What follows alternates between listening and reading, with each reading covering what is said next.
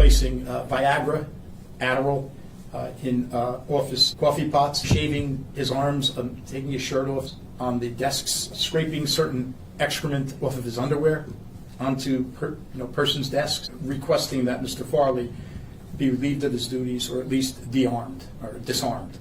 They're scared based on certain fit of rages that they've witnessed. What is wrong with this man? All right, so this is going to be one of the most bizarre stories that I've covered in quite some time, probably ever. You ever hear a story so messed up that it has to be some kind of April Fool's joke? Well, welcome to the North Bergen Police Department, where the chief thinks that he's the main character on an episode of Jackass. I am not exaggerating. This dude got promoted and decided to completely lose his mind. The man we're talking about, his name is Robert Farley, newly crowned chief of police. You'll think he'll be out there leading his team, making his community proud. Nope, instead he's out there treating the police department like a twisted frat house. Dude literally went from protect to serve to being a prank and a pervert in record time. And to give you even a clearer picture about how nuts this whole thing is, we're going to check out this press conference. It's bizarre. This law group representing some of these officers, you're not going to believe this is actually a real thing. We're going to see how out of pocket this police chief behavior is. He is nowhere near the pocket. He is off to the side of the road and your pocket is on across the street. It's bizarre, but let's get into it. Okay, so generally, our firm represents 5 different law enforcement officers employed by the North Bergen Police Department. One is a lieutenant, another one is a special law enforcement officer 2, who is a retired police officer asked to come back in the position of SELO, what's called SLEO 2 as the acronym. A third is a detective and 2 officers. All 5 have thus far filed what is known as a Title 59 Notice of Tort Claim. In New Jersey, in order to preserve certain claims someone may have when they sue a public entity, they have to first file a Title 59 Notice of Tort Claim to place the public entity on notice that they intend to sue for purposes of the Title 59 Notice of Claim and the potential lawsuit. Now, to date, all 5 have filed their Title 59 notices of tort claim, along with all attachments. That's filed with the municipality, and of course, as a result of that filing, it all becomes public record. And that's where we stand right now in terms of at least procedural history. So it's a suit against the chief and the department? It's not an actual suit. Oh, well, it's the notice of claim, but yeah. the named defendants, if the matter doesn't settle amicably prior to filing a suit, it would be the Township of North Bergen, Robert Farley, the current chief of police, and probably certain other superior officers. Right now, we're looking at maybe 2 other superior officers. You're not going to believe exactly what they're going to be accusing this police chief of doing. It gets crazy. I'm talking about masturbation cream, sex toys, and brace yourself, gay pride flags. Again, don't worry. You'll understand what I'm talking about. And what do these officers, the plaintiffs, what do they say happened? Well, have you had the opportunity to look at the Title 59? There you go. Okay, so since the chief, apparently Mr. Farley was sworn in approximately 1 year ago. As soon as he became chief, the retaliation, the actions on the job, Mr. Farley's actions on the job, ostensibly immediately changed. In other words, as soon as he's sworn in, he then begins to do certain things within the department. As these things initially, or these acts are initially, for want of a better word, reflected by Mr. Farley, they get worse and worse. They progressively get worse and worse. Comes to a point where, out of our 5 officers that we represent, 2 or 3 immediately begin to say, "Hey, listen, this is not just pranking anymore. This is getting, a little out of control." We're a law enforcement agency, so they would advise, the chief himself, Mr. Farley himself, as well as others, that these actions are getting out of control. Once they started to take umbrage at the actions, then remarks were made to them along the lines of, "You can't take a joke. If you can't take it, get out, retire, get lost. Remove yourself from the department." Again, subsequent to that, Mr. Farley's actions got worse and worse. So when I say worse and worse, month after month after month, to a point where the only way we could describe them now, and all you have to do is look at the evidence, the pictures, the photos, what's stated in the Title 59 Notices of Claim.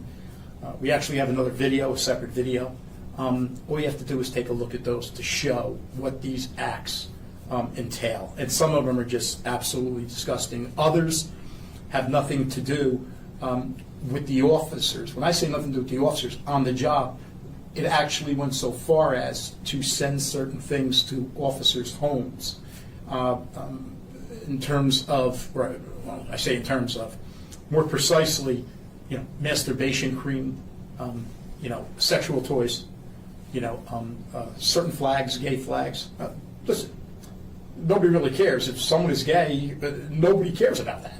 But why a gay flag would be sent by Mr. Farley to one of our officers' homes so the wife and the child could see it and open mail, we have no idea. You'd have to ask him that.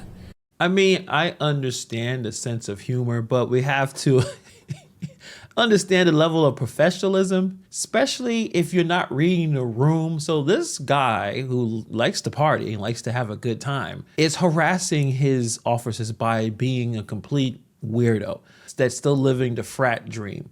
I mean, why are you sending explicit packages to people's homes? Masturbation cream, sex toys, gay pride flags. This is not your friend. These are your colleagues. These are actually the people who are looking for you to lead. So it's like, what's the message here? Congratulations on my promotion here. Here's a bottle of lube. This dude is running a one-man circus. What is he, Diddy? Like this, none of this makes any sense. If you just got promoted, how about you just figure out how to better lead your team? These are not your friends. You can't just be this kind of crazy person, this chaotic person. You're the leader of this police department. And the problem is it gets even weirder than this. So keep it locked. Let's watch the rest of this. Other acts include stabbing one of our officers in the genitals with a hypodermic needle. Why are you stabbing someone with a needle near their dinglings? Like, what is happening? I'm watching this. I thought that this is clearly a joke. This is some kind of SNL sketch or something on Mad TV. What? Like, that's assault. So I don't know how he's still even the police chief. That's a crime. That's assault. You don't know what was in that needle. Why are you stabbing people in the dick? What is wrong with you?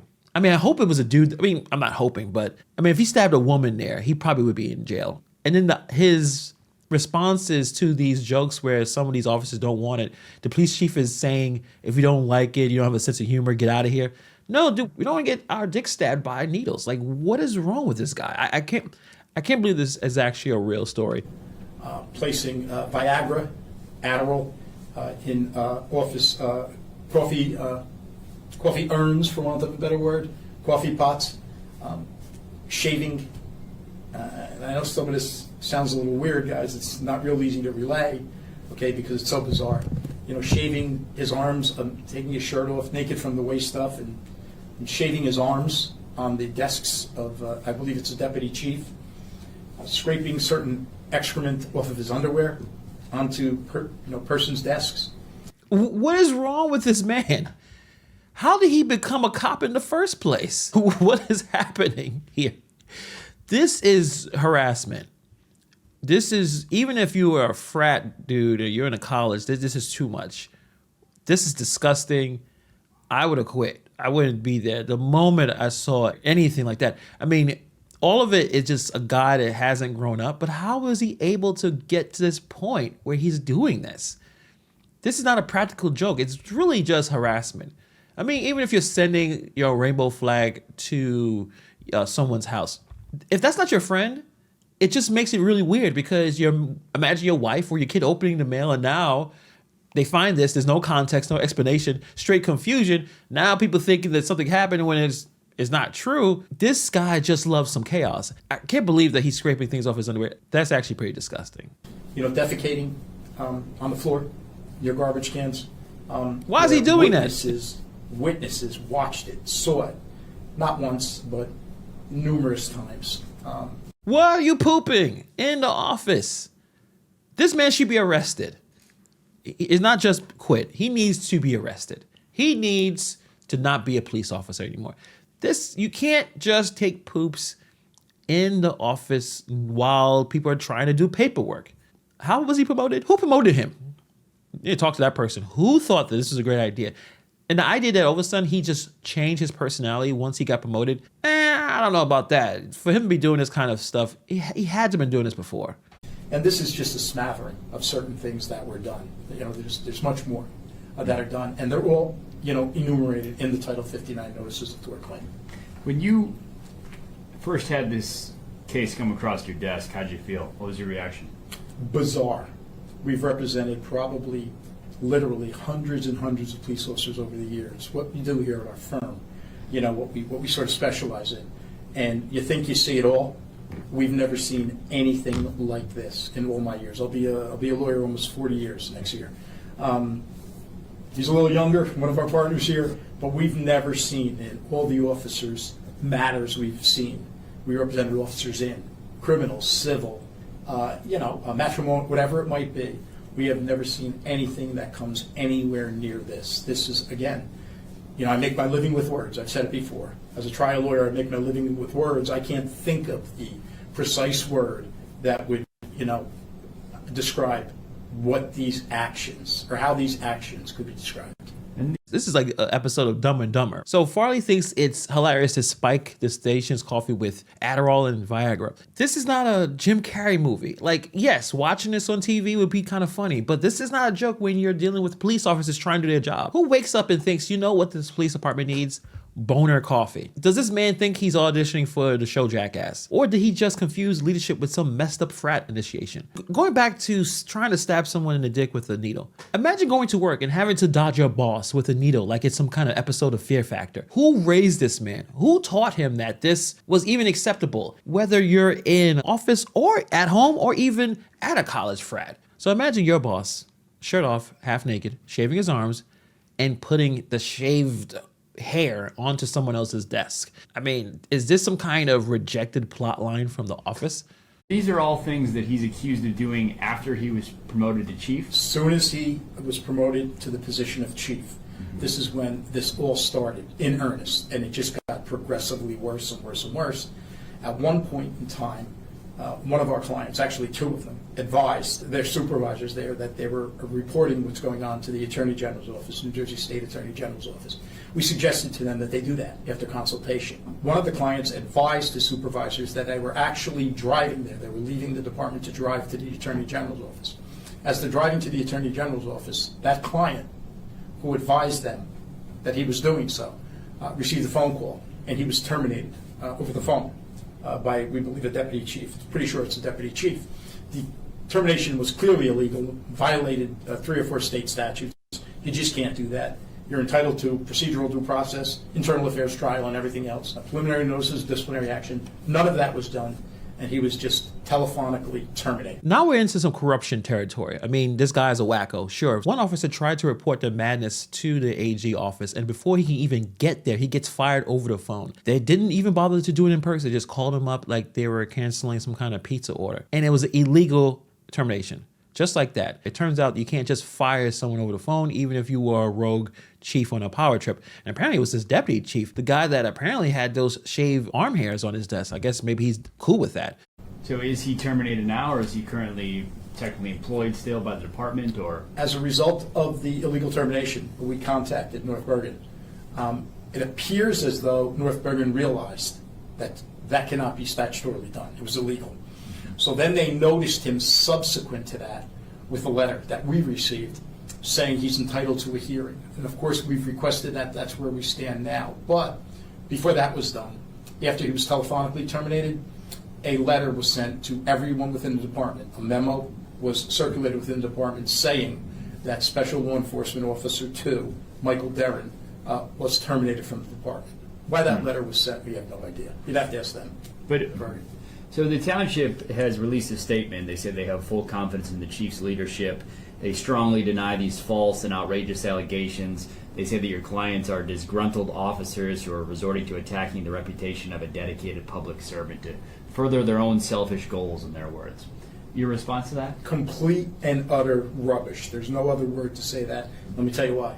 First of all, you have documentary evidence. You have photographs of certain things that have gone on. Fact. Other times you have witnesses, numerous witnesses, who've seen defecation who's seen what was delivered or sent to one of our clients' homes.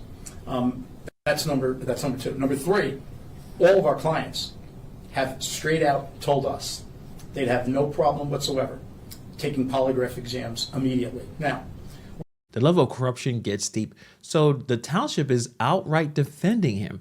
They're saying that this is about just a bunch of disgruntled employees making stuff up to get back at him.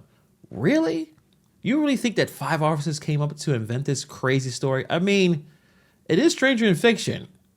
To be honest, even in fiction, this plot would get tossed out for being too ridiculous. It's still hard to believe that this story is actually true. We understand the admissibility of polygraphs in the state of New Jersey, but the fact of the matter is you're not going to have 5 law enforcement officers who say straight out on initial, listen, I want to go on a polygraph. I want them to see that everything we are saying is accurate. And again, more than that, the Title 59 notices of tort claim that have been filed are very, very fact-specific and are in fact supported by either documentary evidence, photographs, or not 1 or 2 witnesses, numerous witnesses.